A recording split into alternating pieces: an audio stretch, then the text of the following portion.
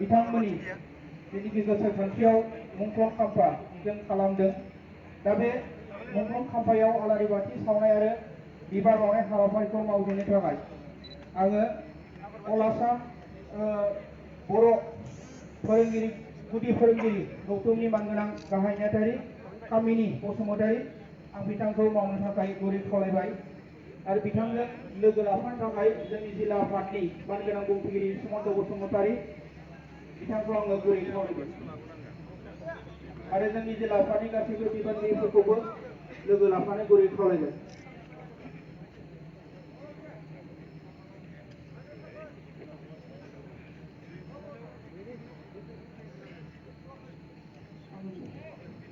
कामिनी बसुमतारी सार।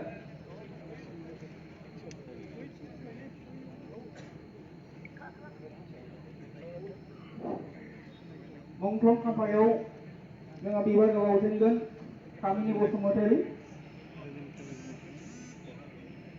गाहाय नेहाथारि अल आसाम बर' फोरोंगिरि गुदि फरायसालि फोरोंगिरि गौतमनि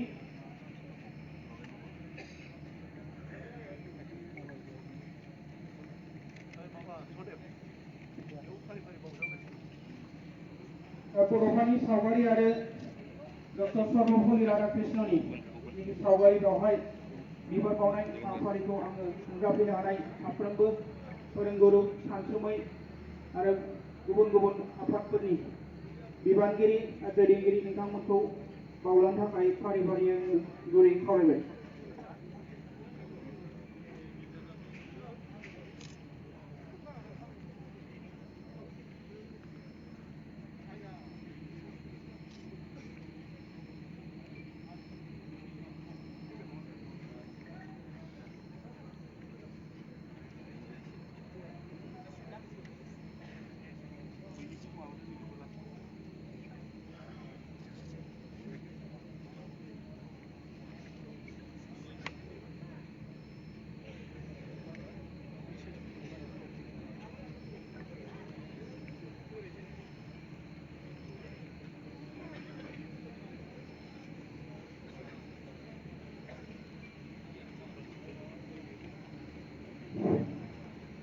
दानिया जोंना मोनसे जोबथा हाबाफारि दङ दिनैनि जेनिखि जारिमिनारि सान बेजों सोमोन्दो लाखिनानै एबा जोंनि बर'फोरनि थाखाय मख'जाथाव जेनिखि मोनसे दिनै मोनफुंनाय दिनै बेखौ बरायनाय हाबाफारि दङ।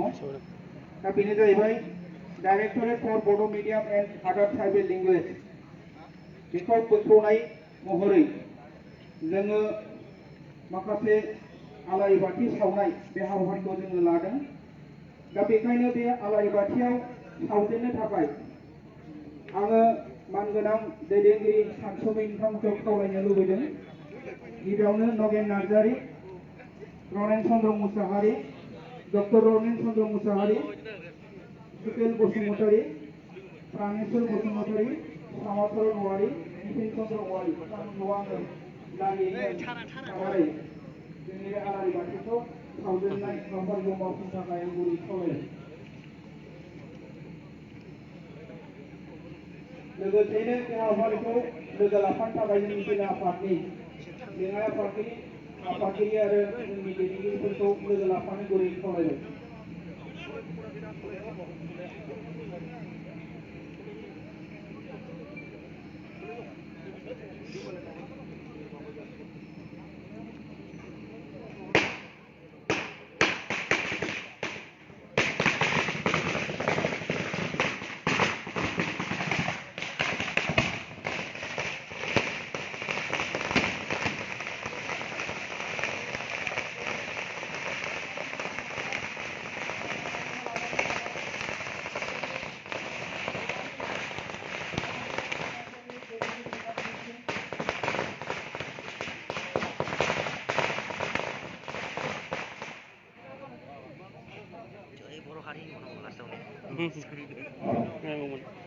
जोंनि जिल्ला आफादनि मानगोनां बुंथिगिरि ताराचरन बसुमतारी आरो मानगोनां सुमन्त बसुमतारी बिथांमोनखौ नैबेसिम फैनो थाखाय गुरै खावलायबाय।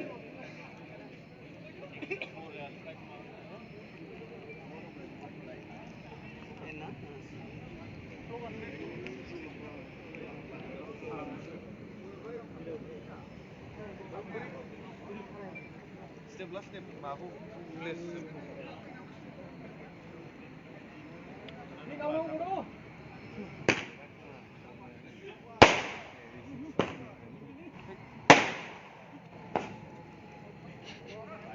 जायगायाव बेफोर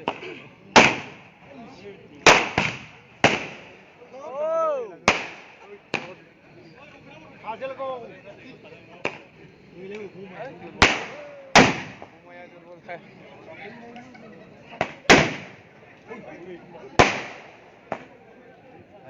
जायालै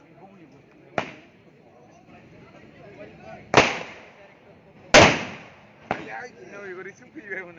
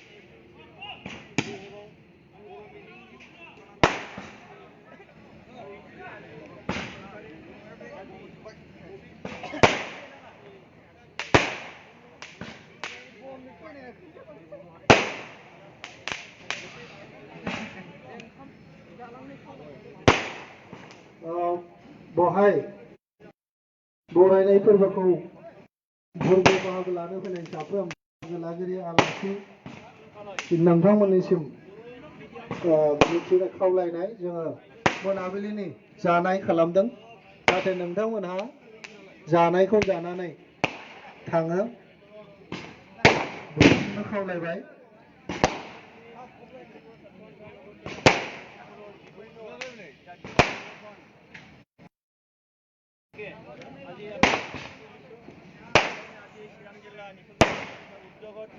আজি আমাৰ এই জিলাৰ যিমান আমাৰ সংগঠনৰ জাতীয় সংগঠনৰ যিবিলাক আছে আমাৰ শুভাকাংক্ষীবিলাক আছে তেওঁলোকৰ লগত লৈ আজি ভাৰত আমাক গঠন কৰি দিলে যাৰ বাবে ইয়াক ধন্যবাদ সূচক আমি ধন্যবাদ জনাবলৈ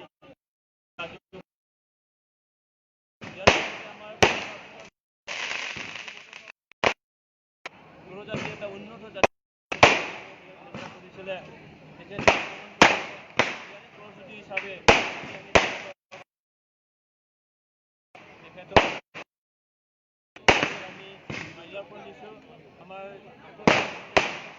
তেখেতক আমি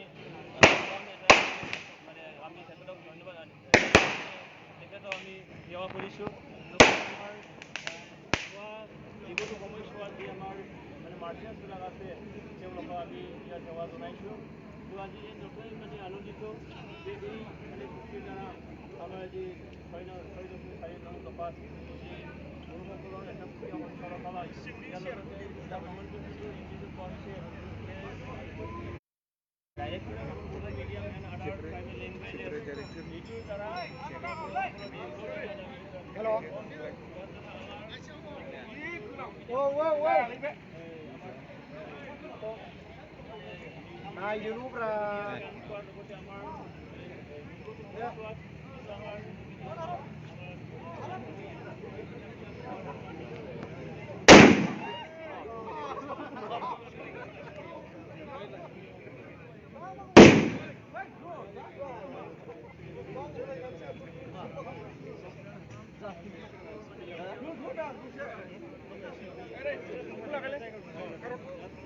Garuk kan mau.